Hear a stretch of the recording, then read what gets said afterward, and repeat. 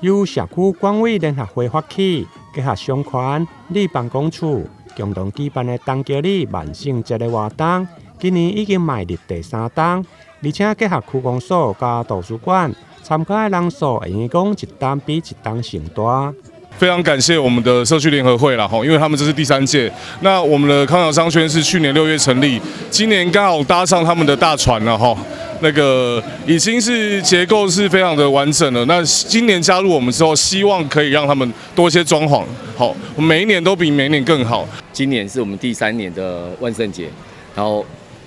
只希望大家很开心。然后我今天这个就是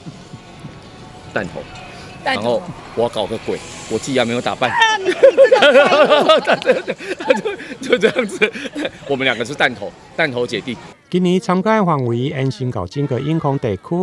而且伫咧市立总图书馆的周边放假来举办，包括市长黄伟哲、立委陈廷辉、林俊宪以及多位的议员，拢盛装打扮，场面热烈。那很感谢我们伟佑跟黑熊他们整个商圈一起来举办，还有我们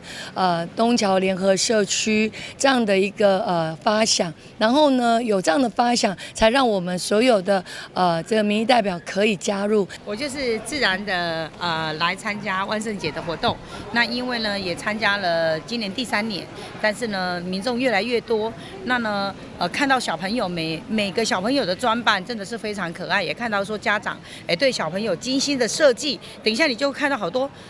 小朋友的装扮，你真的会吓到，他还会装鬼来吓我。你当头戏就是变装的游街，伫个时间未到，看到真侪家长带着家己盛装打扮的小朋友到场，甚至有幼稚园老师小朋友的表演，以及大型充气玩偶，吸引未少人的眼光。在是情人晚上跳起来，来掌声，这边